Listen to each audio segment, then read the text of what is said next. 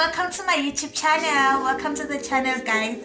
I'm Khotsofatso Komane for those of you who are new here.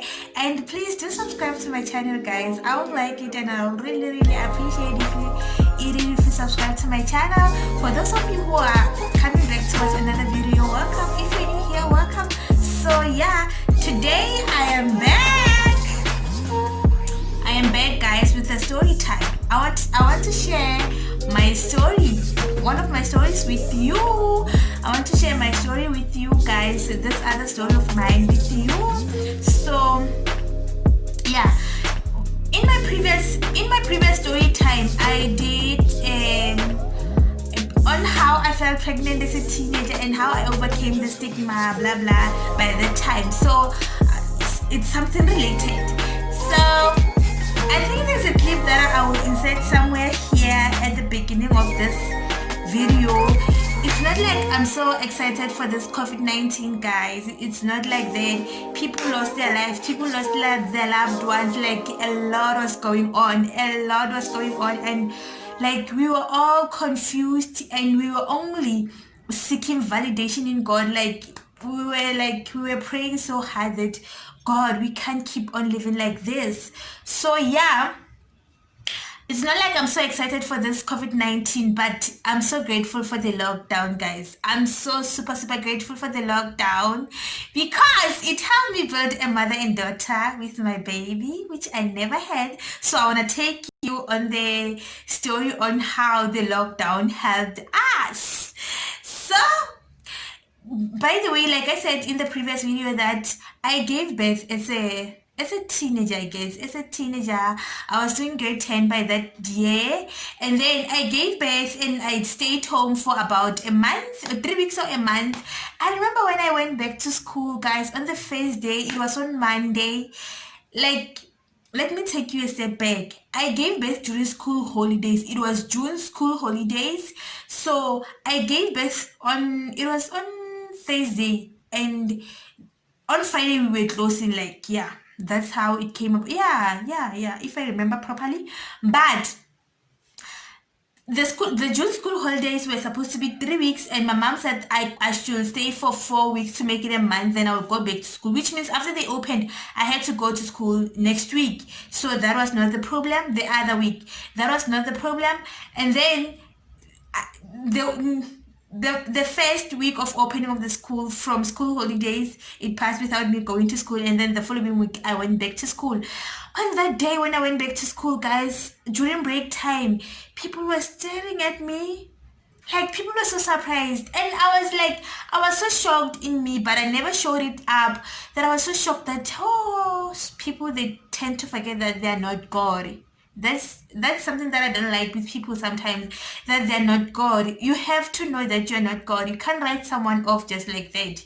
You can never, and never try it out, guys. You can never. You don't know what God is capable of. You don't know. Don't take chances about God. So I was so surprised that people were so shocked and surprised.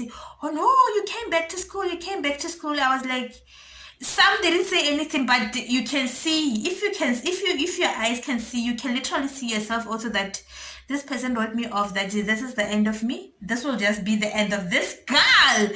She decided that she's gonna fall pregnant, so let her be the mother and the grandmother and on and on. So I was like, wow, people are so very dramatic, but that's not the case right now. And then, by the way, I was doing grade 10, and my mom was the one who was taking full care of the baby. I was just helping there and there. I was not that full-time mother that I wish to be in the future. So even though I don't think I can be like really full-time, but I want to be a full-time mother next time. If God decides to bless me with another baby, I want to be a full-time mother. I feel like I don't want to work by that time. I just want to feel like, woo, I want to be a housewife to take care of my baby. But I don't know. I'll see what God decides. That's okay. So I was just helping my mom there and there. Mind you, by then there was my little sister and my little cousin. I can say my two little sisters, my sister and my cousin. And there was my mom and there was my grandma and there was my great grandma. By the time she was still able to take care of the baby, and that was me. That was the school girl, like the learner. A high school learner. So that was me. And during the week, let me take you on this one. During the week, my mom used to take full care of the baby. Like when I came back from school, like guys, there's nothing that I can do without my mom. There's nothing that I can literally do without my mom. My mom is a superwoman for me.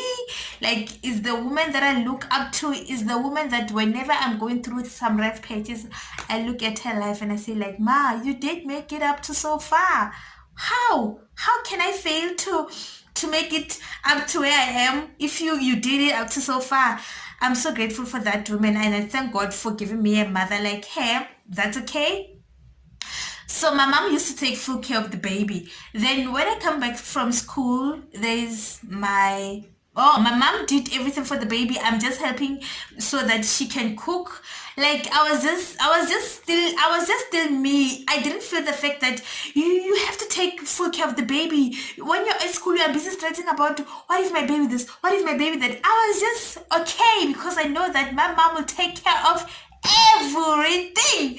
So it was good. It was cool. And during weekends, guys, I never participated in my baby's life like that.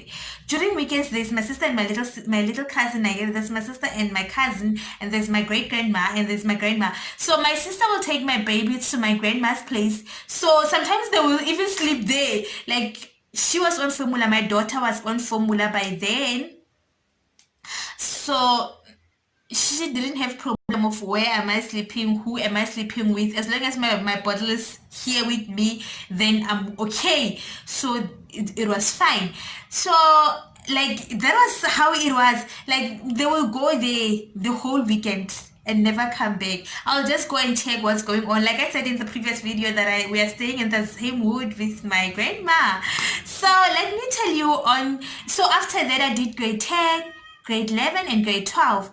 Even and in 2016, guys, I was on a gap year. Even after being on a gap year, I didn't have like that time. I didn't give myself that time to build a relationship with my baby, the relationship that I want, the relationship that I'm looking for, the relationship that I'm having with my mom. My mom is my very best ever friend. Like I do share with her a lot of things, so that's okay. And then even though I was on a gap year, I didn't have a chance to build a relationship with my baby. I think I was going through the most myself because there was never ever my plan that after matric I'll take a gap year to rest and I'll see what's going to happen next. No, I was one of those girls that after matric I want to go to university, I want to go to college. As long as it's teacher education, I want to further my studies, girl. I want to further my studies. So I was one of those girls. It was fine. And when I discovered that I have to be on a gap year, that was a total stress for me.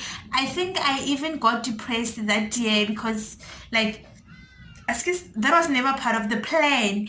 And a lot went on that year. Oh, a lot went on that day that even revealed the animal in me, but that's the story for the other day also.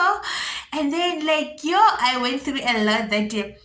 Mind you, the whole year, I didn't even have a chance to build that relationship that I'm looking forward to have with my baby. Wow. But it's okay. And then the following year, I went to college. And then that was it. During school holidays, I come home. Mind you, my baby knows that I'm a mother. And my mother also, it's a mother. But she knows very well that I'm a mother. I'm the one who came with her with an aeroplane. By the way, let me drink to that. The other day, as we were discussing something, we said she told us that she was in an aeroplane when she came here for the first time. We were like, oh, we are happy for you. You came with an aeroplane. Wow. Yeah, that's it. So, sorry, I got disturbed. Where am I?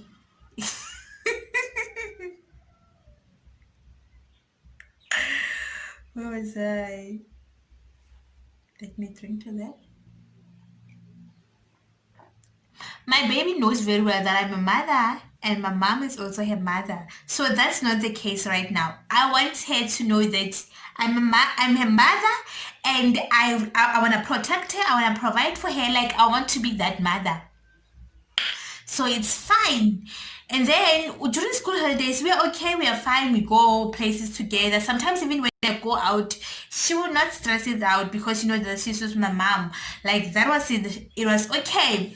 So this year, this 2020 came, 2020 came, like the year that we were hoping that a lot was gonna happen, we will flourish in everything. But anyway, life went on. So I was in Polokwane by the time no, yeah, I was in Polokwane during the course of the starting of the year, but now I'm home. Then the time I was in Polokwane, there was let me not ramble a lot, guys. Sorry for that.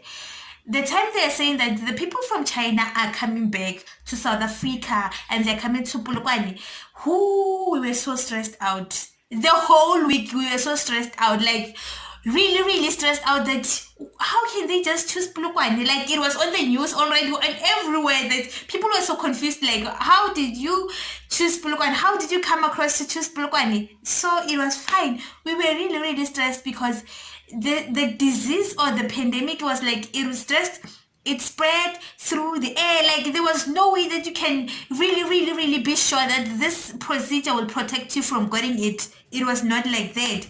So fine. And then I remember when the people came, I think they came on Friday or Thursday, I don't remember very well, or not Saturday or Sunday during that time, because I remember the weekend, that weekend, I think it was Saturday, that weekend it was gloomy, and some of the tenants that we were saying with, like we were all like traumatized, confused, going through a lot of emotions because we are just next door. What will happen?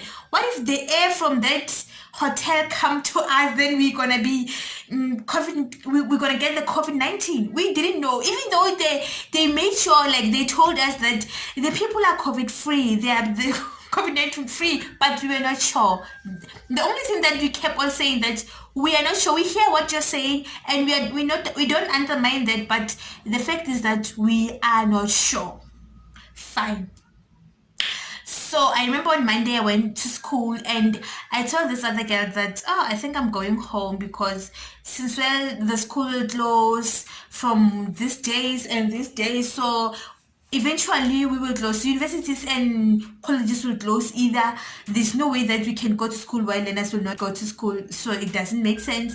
And when I was at the campus, I heard that the director of the campus went to Johannesburg for a meeting. I was like, that's a sign for me. I'm going back home like today. I came home that day. And I think when I was home, that's when Cyril Ramaphosa declared that we are on a lockdown until further notice. Or it was for 26 days or until further notice. We are on the lockdown, blah, blah, blah, blah. We have to quarantine ourselves. We have to stay inside the house. We have to wash our hands. We have to sanitize. But I'm not sure if he said that at first or he said that along the way when he was giving his speeches. So that's fine. And then when we were home, before I came home, there was this time when I was at my place, my resident at college. I came to watch this other show that the daughter blamed the mother that she didn't really take care of her. The only person that was taking care of her, it was grandma and grandfather. And the mother emphasized the fact that, no, baby girl, I was doing everything and my absence and everything. I was trying to make life for you. I was going all out to make things work for you. I was trying to provide for you, the girl. And the daughter was not great, was not happy with the fact that her mother was not a full-time mother. And that also encouraged me that, okay, things might not turn out all right. Where else you're thinking that you are trying to make everything get together for your baby, the baby might think that you're not taking care of her, you are not there for her, or you're not there for him. Like, wow, life sometimes. So I even came to understand the fact that your present, like the present that you bring when you come, is better than being there, like your presence. So I was like, oh, okay, that's how it is. And when I came back home for the lockdown, or when the lockdown was declared, the only thing that came to my mind, because we were always in the house. If we were not watching TV, we are eating. If we are not doing that, we're sleeping. If we are not doing that, we are on our phone, social media, trying to entertain each and every one of us. Some is trying to entertain me, and someone is trying to entertain someone else, and it was like that. So fine. So, and then I came to the fact that I have to encourage my baby to call me mom. And the other reason I had to encourage her to call me mom is that I don't want to be at my 40s and my baby still calls me by name. If you don't have a problem with that, it's okay. But personally, I don't like that. And if my baby is calling me by name, and then my grandchildren will still call me by name, or they will call me grandma, it's not going to be possible. I will still have to teach them that I'm your grandma, and I hate that. I just want the fact that when my grandkids are here, they're just gonna automatically call me grandma. Whenever they hear the mother call me ma, they will just call me grandma. Okay, fine. So it's cool. By name. So I just want to be the mom and the grandma and the grandma. That's it. I don't want to be called by name by my children. No, I'm mom and mom and mom. That's it. So I'm laughing now because whenever I told her that baby, daughter, kids, by her name, you have to call me mom. She said to me that, mom, I'm not used to that. I was like, girl, you'll get used to that. And she emphasized that I should call her sis. I was like, girl, no, you're not my sister. She was like, if I don't call her sis, she's not going to call me mom. And I was like, girl, wow, you give me an ultimatum. Wow. But because I wanted her to call me mom, I just like, okay, fine, I'll call you sis. And in the process of us beginning to do that and trying to get used to calling each other sis and mom, I tend to sometimes forget even myself because I'm not also used to that. And I'll call her by just her name, and he was be like, wow, you're calling me just by my name? I'm not gonna call you. I'm not gonna call you ma. I was like, sorry, baby, sorry. That was everything that was going on by that time. And then it was fine, guys. She gets used to call me. She gets used to the fact that she have to call me ma. And during the pandemic, like during the quarantine life, something that was so depressing to us, it was the fact that we have to go out whenever we go to essentials. And mind you, my baby was not that kind of a person that whenever I go out, I should tell them that I'm coming out at 7 or at 8 or at 9 or at 5. No, I just go out and come back. That's it. I just say, bye-bye, baby, I'm coming back, right? And then she'll be like, okay. She didn't have a problem with that. The time when I said that, like the time I take a step to build a relationship with her, whenever I went out to do essential, guys, we're not taking long when we went out to do essential. We want to come back because we don't want to be out for a long time. So she will call me with my mom's phone saying that, are you not coming back? Like, it's been long since you went out. I would be like, girl. So that's the reason why I'm so grateful for the lockdown, guys. It helped me a lot. It helped me with a lot of things, but I just wanted to share with you this specific thing. It helped me with a lot of things, and I think every other thing will have its story time if I feel like I have to share, or it's not that it can be shared. So yeah, that's how I did build a mother and daughter relationship with my baby. Ooh, I'm happy and I'm so excited that now at least we're on level 1. We can go out to the parks and we can go out to the field. Like, we can really go out to a lot of places just to refresh our mind and like get over the fact that we were quarantined. We had to stay in the house for the full 24 hours.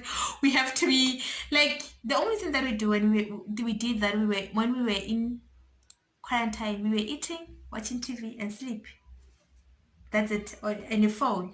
And that's how, and we were already used to that, but it was depressing us. Like, that's not, it was really, really depressing us. So thank you so much for watching, guys. Thank you so much for tuning in. Thank you so much for watching up until here. I love you. Thank you. Mwah. Let me drink my water. Hey guys, it's not like I'm so excited for this COVID-19. It's just that I'm so grateful for the lockdown. I'm so super grateful for the lockdown because it helped me build a mother and daughter relationship with my baby, which I never had.